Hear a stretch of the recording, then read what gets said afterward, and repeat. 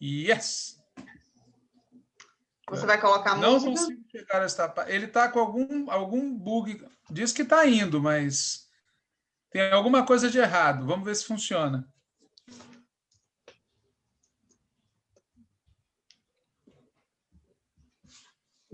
Eu acho que funcionou, viu, Walter? Ok.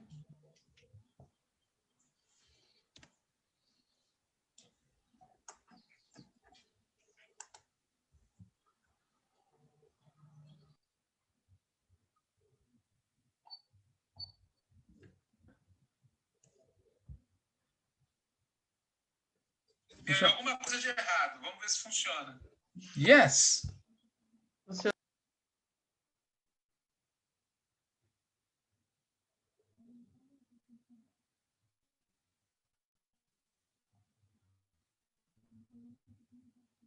Estamos no ar.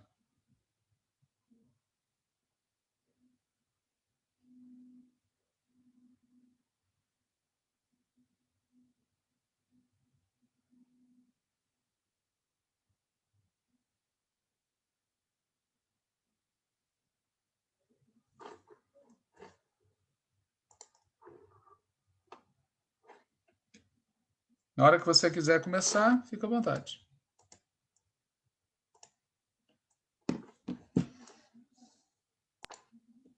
Vamos começar assim que eu mandar para a minha lista de transmissão.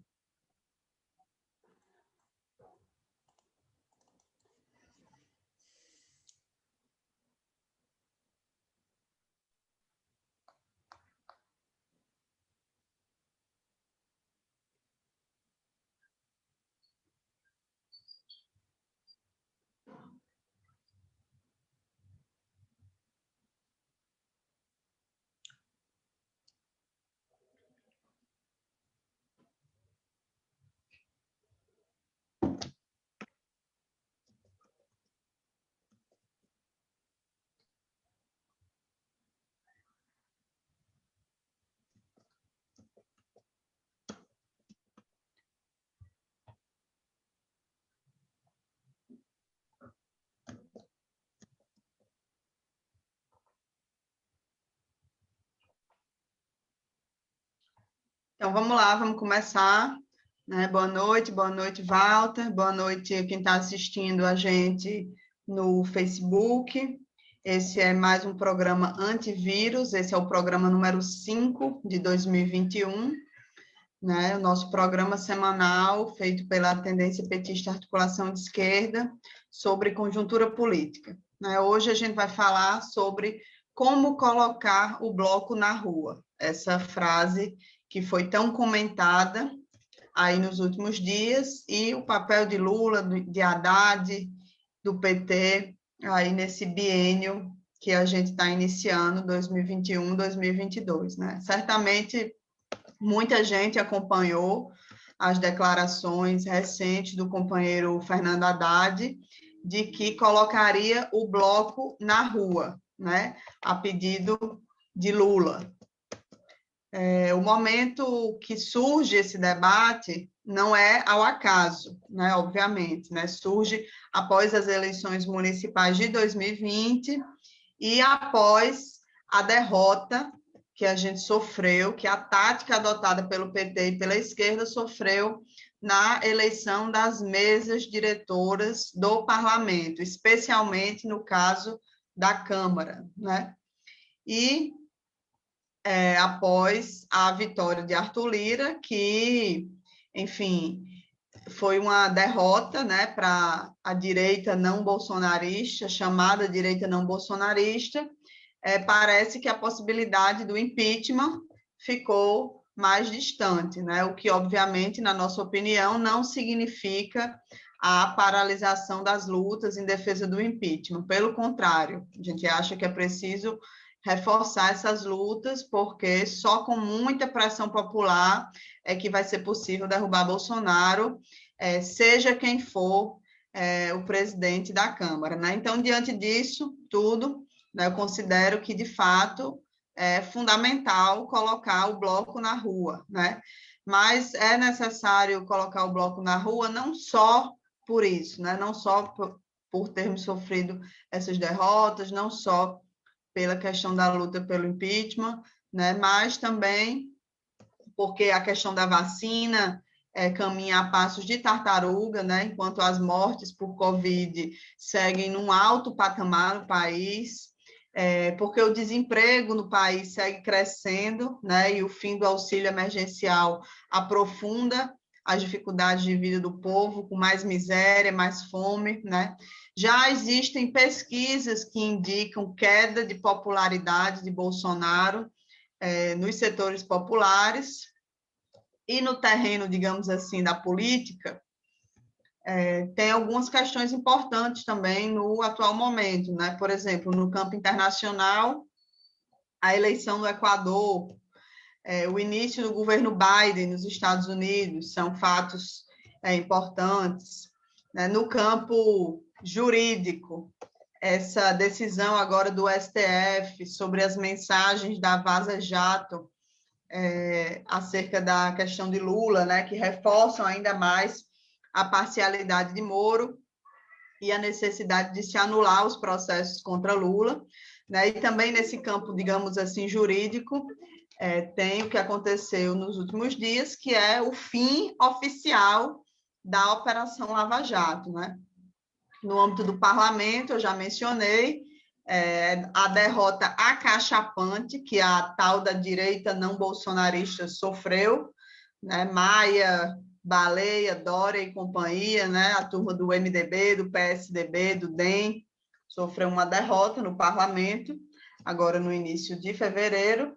E no âmbito do governo federal, Bolsonaro deixa muito nítido quais são as prioridades dele, né? Deixa muito nítido que a prioridade do governo Bolsonaro é a agenda ultraliberal, né? Na mensagem que ele leu ao Congresso Nacional no início, né, na abertura dos trabalhos legislativos de 2021, isso ficou muito nítido, né? Reforma administrativa, reforma tributária regressiva, privatizações, né? Autonomia do Banco Central, e vários outros pontos.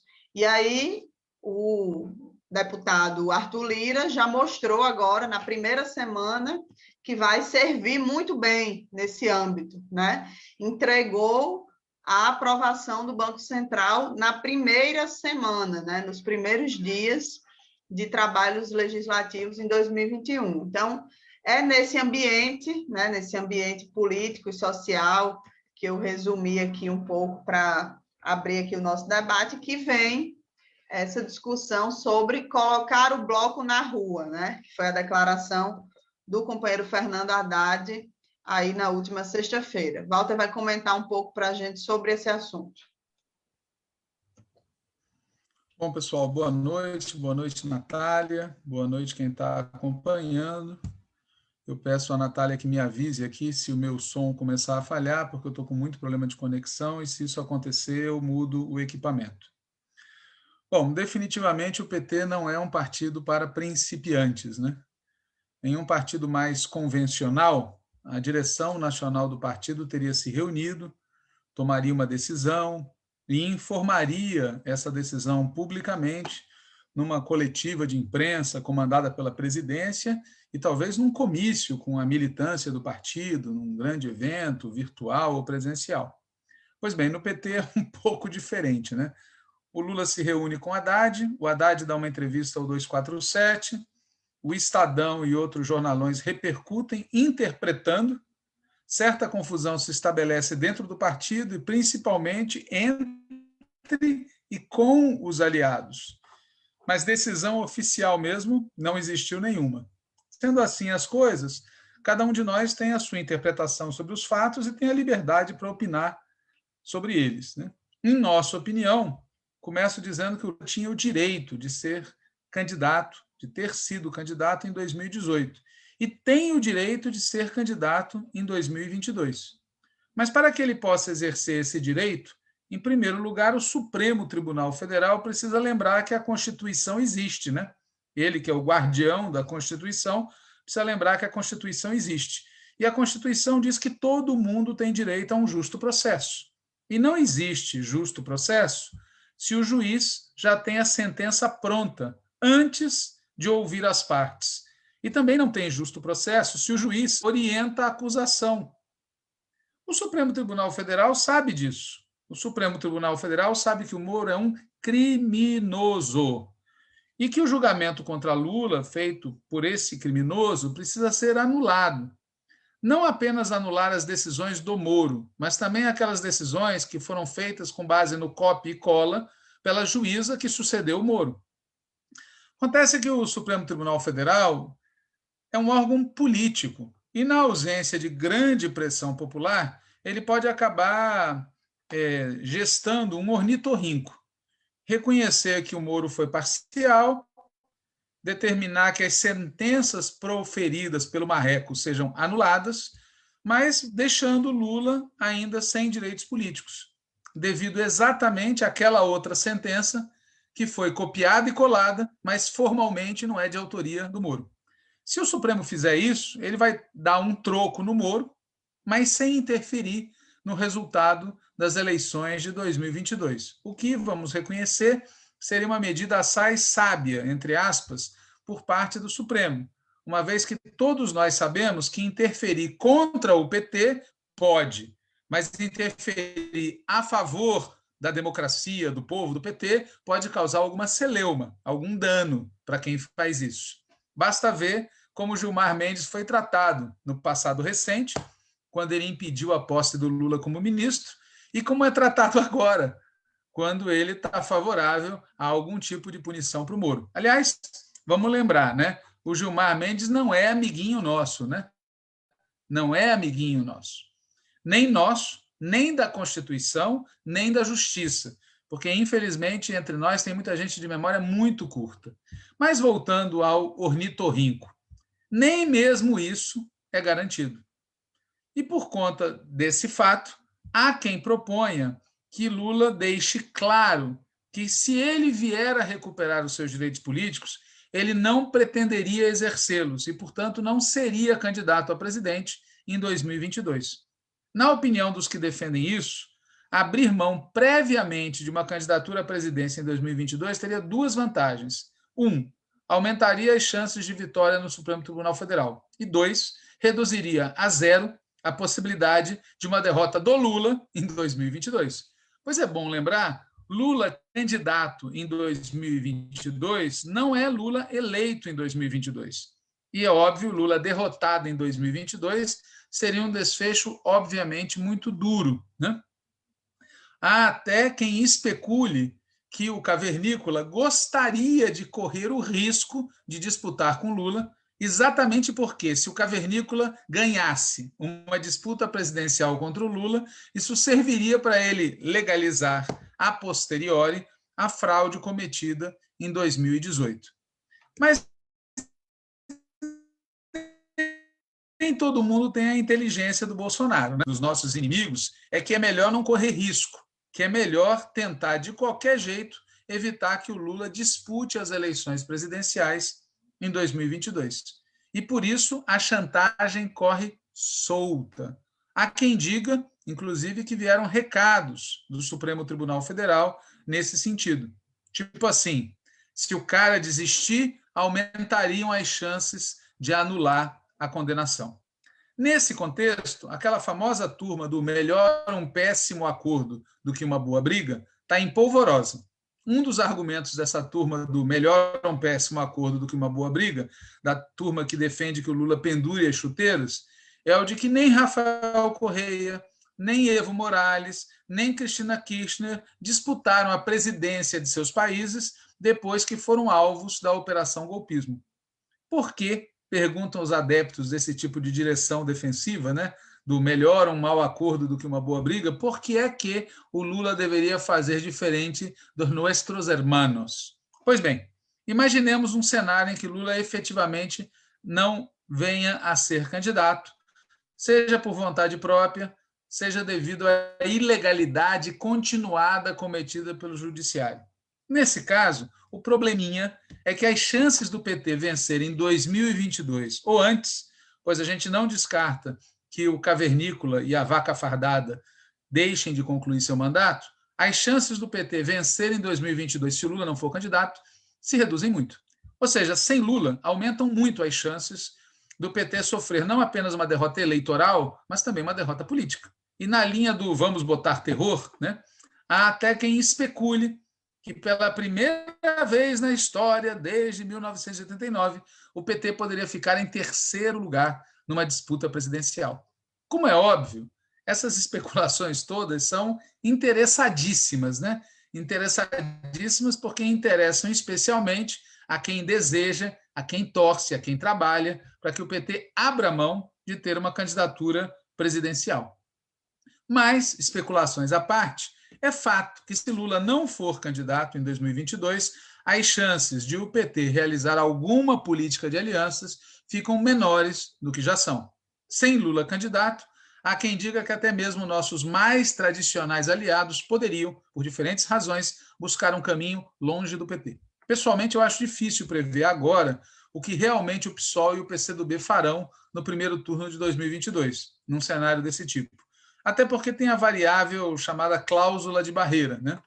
Mas acho possível prever desde já o que o PSB e o PDT, o que o Partido Socialista e o Partido Democrático Trabalhista farão. E não vejo motivo algum para acreditar que eles fariam no primeiro turno de 2022 o que não fizeram em vários dos primeiros turnos presidenciais entre 89 e 2018. E para complicar ainda mais o quadro, existem as eleições para governos estaduais e Senado. Aproveitando-se dessa complicação adicional, a turma do Vamos Botar Terror afirma que poderia ocorrer o até agora impensável, uma candidatura presidencial petista ser cristianizada por governadores, senadores e deputados do próprio PT. Repito, tudo isso é especulação. E, em geral, especulação interessadíssima, vinda de quem não quer que o PT tenha candidatura presidencial em 2022. Mas faz parte do debate. E a gente tem que levar em consideração que tem gente que está se movendo por esse tipo de argumento. Para completar o cenário, a alternativa adotada em 2018, que foi a de manter Lula como candidato, até que a justiça se faça ou não se faça, foi o que acabou acontecendo, essa alternativa de manter Lula como candidato até o limite parece hoje irrepetível por uma série de circunstâncias. Diante disso, o que fazer? Esse debate sobre o que fazer não começou agora, começou no dia seguinte à eleição presidencial de 2018. Naquele entonces, é bom lembrar, já havia gente falando em lançar Haddad para presidente em 2022. Da mesma forma, é desde então que começou a defesa de uma frente ampla como suposto melhor caminho para derrotar o Bozo. E também foi desde o final de 2018 que muitas pessoas defenderam e seguem defendendo uma frente de esquerda como um melhor caminho para derrotar o Bozo. E num caso ou no outro, há quem diga que candidatura deve ser discutida primeiro nessa tal frente, que seria um erro o PT tomar a iniciativa, lançar um nome, etc. E na lista dos argumentos, há quem diga que devemos primeiro debater programa e depois nomes. Tudo muito politicamente correto, embora todo mundo saiba que em outros partidos tem candidatos em plena campanha, né? Mas politicamente correto ou não, não tem como disfarçar o seguinte: ali na frente o dilema vai estar reposto, ou seja, surgirá a seguinte questão: quem? Quem será o candidato que o PT proporá a esta suposta frente? Se não for Lula, quem seria? Tirante Lula, os dois petistas com maior capital eleitoral são Dilma Rousseff e Fernando Haddad.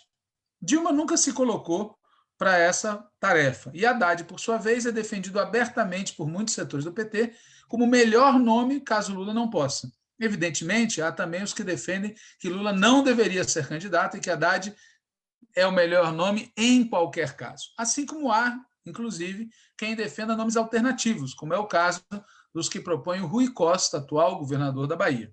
Mas vamos voltar ao nome do Haddad. Dizem que capital que não circula diminui. Isso vale também para o capital eleitoral, né?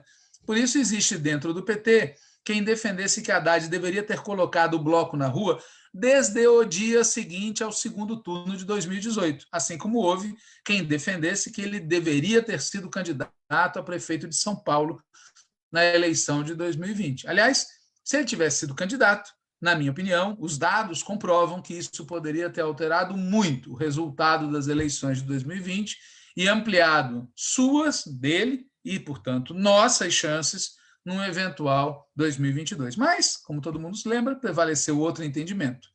Haddad, enfim, poderia estar com o bloco na rua desde o final de 2018. Eu não vou especular aqui os motivos pelos quais ele não fez isso, ou pelo menos não fez com a intensidade que poderia ou deveria. O que importa agora é perguntar se tem alguém contra que ele faça isso agora. Eu duvido que exista. Todo mundo concorda, afinal, que a gente precisa botar o bloco na rua. Mas se é assim, então cabe perguntar por qual motivo a gente não fez as coisas como manda o figurino, né? Tipo, reunir a direção do partido, deliberar, informar oficialmente os aliados, depois contar a boa nova ao mundo. Talvez o procedimento meio, digamos, informal, meio heterodoxo, meio familiar, se deva ao seguinte: no fundo, os diretamente envolvidos não estão seguros do acerto da tática que estão implementando. Afinal, vai que o Supremo nos surpreende, vai que uma pré-candidatura não decola, e por esses e por outros motivos, melhor manter tudo em termos mais informais, meio ambíguos, em que as coisas são, mas também não são totalmente. Seja como for, resta um grave problema. Se com Lula a vitória não é garantida, com Haddad tampouco é. Além da força do inimigo, que a gente não deve desprezar, além da força dos adversários, que a gente não deve minimizar, existem as nossas debilidades, especialmente duas. A primeira é bem fácil de explicar, né? Lula não correria o risco de ser cristianizado, mas Haddad, como já foi dito, pode ser. E a segunda é um pouco mais difícil de explicar, mas o povo, que é sábio, nos deu os meios literários de fazer isso, de maneira muito clara. Para enfrentar a conjuntura radical que nós estamos vivendo, a gente precisa muito que o Haddad invoque seu lado Andrade. Ou seja, precisamos que Haddad radicalize muito, mas muito mesmo. Quererá fazê-lo? Saberá fazê-lo? Conseguirá fazê-lo? Só o companheiro Haddad sabe responder essas questões. Mas existe um grande porém nessa história toda, que os antigos chamariam a famosa pedra de toque da questão. Para alguns, a derrota do golpismo, do ultraliberalismo e do bolsonarismo é um assunto essencialmente eleitoral. Para outros, inclusive para nós, derrotar o mal que nos aflige é um assunto que transcende muito o mundo das eleições. Ou derrotamos nossos inimigos antes das eleições, ou nossos inimigos vão nos derrotar nas eleições. E para derrotar nossos inimigos antes das eleições, é preciso acontecer, na nossa opinião, uma alteração completa da linha política e do modo de funcionamento da esquerda em geral e do PT em particular. Se não fizermos isso, se a gente não alterar a linha, não alterar a conduta, em 2022 a gente vai acabar com saudade de 2020. Nesse espírito, é muito positivo que Haddad coloque o bloco na rua. E melhor ainda será que Lula recupere seus direitos políticos e possa ele próprio concorrer à presidência em 2022. Mas, como dizia o poeta, mundo, vasto mundo, se eu me chamasse Raimundo, seria uma rima, não seria uma solução. Nesse sentido, com Lula ou com Haddad ou com quem quer que seja, a batalha de 2022 vai ser decidida em 2021. E, portanto, tão importante quanto decidir colocar o bloco na rua é decidir como fazer isso. E apesar do método atravessado, e mesmo sabendo das reviravoltas que ainda podem ocorrer dentro e fora do partido, dentro e fora da esquerda, é e será de grande valia, de grande ajuda, colocar o bloco na rua, desde que seja para estimular a luta social, para defender a vacinação, para lutar pelo emprego, para lutar pelo auxílio emergencial, para lutar pelo impeachment, para lutar pela restituição dos direitos de Lula, para debater o nosso programa de reconstrução e transformação do Brasil. Botar o bloco na rua é necessário, pois a gente precisa vencer nas ruas se a gente quiser vencer nas urnas. E para isso, para vencer nas ruas, vai ser necessária mobilização de verdade, não apenas lives. Pois é, Walter, o fato é que a gente está caminhando aí para um não carnaval nunca antes vivido, né? Com a pandemia prosseguindo aí a todo vapor, quase 40 milhões de pessoas sem ocupação e uma grande parcela dos que estão ocupados estão em cargos, em postos muito precários, né? junta a isso um baixíssimo patamar de luta social diante de um governo violento contra o povo, né? Então, não faltam motivos para lutar aí nesse biênio 2021, 2022, não faltam motivos para colocar o bloco na rua, né? E sendo que as dificuldades são muito grandes, né? Especialmente as dificuldades da esquerda em estabelecer o centro da nossa linha política, né? E em estabelecer que o centro da nossa linha política deve ser a mobilização, a luta social, a organização popular contra esse governo genocida, né? E não a frente ampla, e não as eleições como um fim em si mesmo, como o centro da nossa tática, né? Eu acho que sem isso, né, sem estabelecer como centro da nossa linha política a mobilização e a organização popular, a gente não vai conseguir derrotar a direita, que é sempre bom lembrar, né, não está apenas nas instituições, no governo, no parlamento, mas está aí também muito capilarizada em amplos setores da sociedade. Então, eu acho que o principal o centro, né, a principal questão do como colocar o bloco na rua diz respeito a isso, né? Colocar o bloco na rua não passa por articular a frente ampla, por exemplo, na nossa opinião, né? Passa por fazer a luta pelo impeachment, em defesa da vacina, em defesa do auxílio emergencial e contribuir para, em 2021, desde já, mesmo com pandemia, aumentar o nosso patamar de mobilização e de luta social. É isso. Quer comentar mais alguma coisa? Posso fazer um registro? Pode. Não, 2 registros. Um é que a gente está terminando amanhã um curso intitulado Passado, Presente e Futuro do PT. Amanhã a gente vai ter uma aula com a professora Isabel, do Rio de Janeiro, que é um debate sobre o futuro do partido. E hoje tem uma aula com a professora Natália Sena, não sei se vocês conhecem, que é sobre a luta contra o bolsonarismo e contra o golpismo. Começa às 9h, né? E a outra informação é que a gente tem aí engatilhado um curso nas próximas semanas sobre frentes, esse assunto que a Natália acabou de comentar. Então, quem tiver interesse, pode procurar no site da Escola Latino-Americana de História e Política. E um último comentário: vamos lembrar que ontem se comemoraram os 41 anos de fundação do Partido dos Trabalhadores. E por aquele critério básico de que os inimigos lamentam a nossa existência, a gente deve estar muito contente de ter conseguido fazer funcionar, fazer existir, com todos os problemas que possam ter tido, tá certo? Esse partido que é um instrumento importante na luta da classe trabalhadora brasileira e, portanto, importante também na luta da classe trabalhadora latino-americana e mundial, né? Parabéns aqui no dia seguinte ao Partido dos Trabalhadores pelos seus 41 anos de vida. É isso. É isso. Valeu, Walter. Boa noite para todo mundo que está assistindo e vida longa ao PT.